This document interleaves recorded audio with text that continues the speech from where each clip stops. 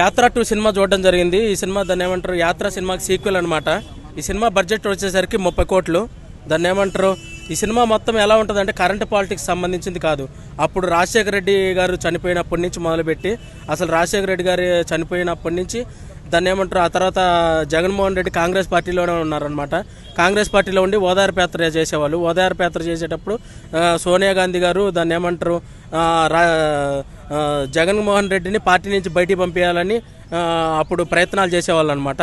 అప్పుడు ఆయన దాన్ని ఏమంటారు, అప్పుడున్న పరిస్థితుల ప్రకారము పార్టీ నుంచి బయటకు వచ్చి కొత్త పార్టీ పెట్టడము, అంటే విజయమ్మ గారితో వాళ్ళతో జగన్మోహన్ రెడ్డి గారు బయటకు వచ్చి కొత్త పార్టీ పెట్టడము.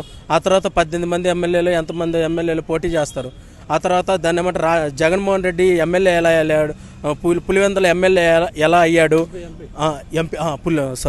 కడప ఎంపీ ఎలా అయ్యారు, విజయమ్మ గారు పులివెందుల ఎమ్మెల్యే ఎలా అయ్యారు అనే దాని గురించి చూపిస్తూ, ఆ తర్వాత నెక్స్ట్ ఏంటంటే ఆయన 18 మంది ఎమ్మెల్యేలు రాజీనామా చేసేసి ఆ తర్వాత వాళ్ళు ఉప ఎన్నికలో గెలవడము, ఆ తర్వాత ఈ సీఎం అవ్వడము, ఇలా మొత్తము స్టోరీ మొత్తము డైరెక్టర్ ఇలా తీశారనమాట.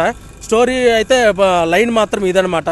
డైరెక్టర్ గారు జీవా గారి యాక్టింగ్ గురించి చెప్పాలండి. అసలు జీవా గారిని చూస్తుంటే అసలు జగన్మోహన్ రెడ్డి గారిని చూసినట్టే అనిపించింది. అంత బాగా యాక్ట్ చేశారనమాట. అసలు దాన్ని ఏమంటారు, ఆ పాత్రలో లీలమైపోయారు. డైరెక్టర్ గారు చాలా బాగా తీశారన్నమాట ఈ సినిమాని. జగన్మోహన్ రెడ్డి ఇప్పుడు ప్రజెంట్ పాలిటిక్స్కి ఈ సినిమా సంబంధం లేదండి. పవన్ కళ్యాణ్ గురించి కానీ ఎలాంటి ప్రస్తావన లేదు.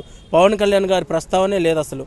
దాన్ని ఏమంటారు, షర్మిల గారి ప్రస్తావన లేదు, లోకేష్ గారి ప్రస్తావన లేదు. ఇది కరెంట్ ప్రజెంట్ ఉన్న సిచ్యువేషన్ గురించి ప్రస్తావన లేదండి.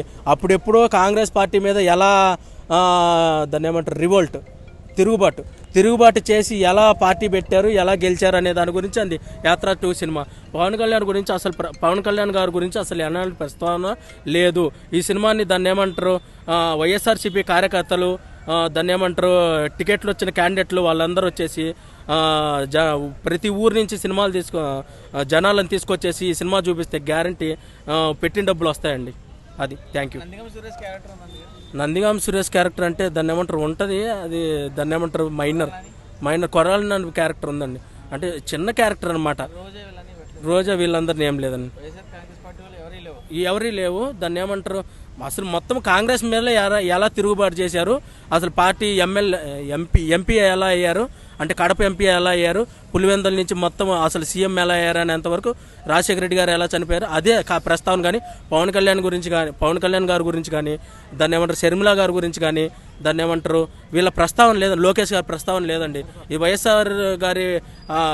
వైఎస్ఆర్ కాంగ్రెస్ పార్టీ కార్యకర్తలు, ఎమ్మెల్యేగా టికెట్లు వచ్చిన వాళ్ళు జనాలను తీసుకొని వస్తే ఢిల్లీ హైకమాండ్ గురించి కదా, వాళ్ళ మీద తిరుగుబాటే కదా సినిమా మొత్తము. దాన్ని ఏమంటారు, ఆమె ఎవరు ఇంగ్లీష్ ఆమె చేసింది, సోనియా గాంధీ క్యారెక్టర్. ఆమె పేరేందో మనకు తెలియదు, కొత్త యాక్టర్ మనకు తెలియదు అండి. ఇప్పుడు ఒకటే విషయం అండి, వైఎస్ఆర్ కాంగ్రెస్ పార్టీ కార్యకర్తలు ఎమ్మెల్యేగా టికెట్లు వచ్చిన వాళ్ళు ఉంటారు కదా, వాళ్ళు ప్రతి ఊరు నుంచి కార్యకర్తలను తీసుకొని వచ్చేసి బస్సుల్లోనో ట్రాక్టర్లోనో తీసుకొస్తే ఈ సినిమాకి పెట్టిన డబ్బులు వస్తాయండి. నిర్మాతకి న్యాయం జరిగిద్ది. Thank you. నేను ఉన్నానంటే ట్రైలర్లో పేరేం గుర్తురావట్లేదు నాకు. ఇక్కడ ఒకటండి, ఎవరిని విమర్శించకపోగా ఇంకా చంద్రబాబు నాయుడిని తక్కువ అంచనా వేయొద్దు, మనం ఎదుర్కోబోతున్న చంద్రబాబు నాయుడిని 2014 ఎలక్షన్లో అని చెప్పి ఇంకా జగన్మోహన్ రెడ్డి గారు అదే జీవా గారి నోటితో డైరెక్టర్ సూపర్గా చెప్పించాడు. ఆ జన్మాంతం మహిరావు గారికి రుణపడి ఉంటాను. ఇప్పుడు 2వ తారీఖు సెప్టెంబర్ 2 మా ఇంట్లో వాళ్ళ మ్యారేజ్ డే అయినా కానీ they are not celebrating since 2009 అన్న. ఎందుకంటే ఆ రోజు రాజశేఖర రెడ్డి గారు చనిపోయినారు కాబట్టి ఆ బాధతో అసలు ఆ రోజు తినబుదే కానీ చాలా ఏళ్ళు వెంటాడింది ఆ బాధ. సెప్టెంబర్ 2 వస్తే అదే బాధ. సో అది కొంచెం పక్కన పెడితే మ్యూజిక్ బ్యాక్గ్రౌండ్ ఎక్స్ట్రాడినరీ. ఎటువంటి పొల్యూషన్ లేకుండా, పొల్యూటెడ్గా అయితే సినిమా తీయలేదు. ఒక ఇన్స్పిరేషన్ అనేది తీసాడు. ఒక మనిషికి కావాల్సిన ఎథిక్స్ ఏంది అనేది చూసి నేర్చుకోవచ్చు ఇక్కడ, ప్రిన్సిపల్స్, మోరల్స్.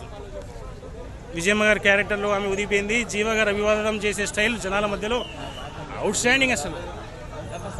అట్లా విధంగా డైలాగ్స్ అయితే ఇంకా ఎక్స్ట్రాడినరీ. జై జగన్.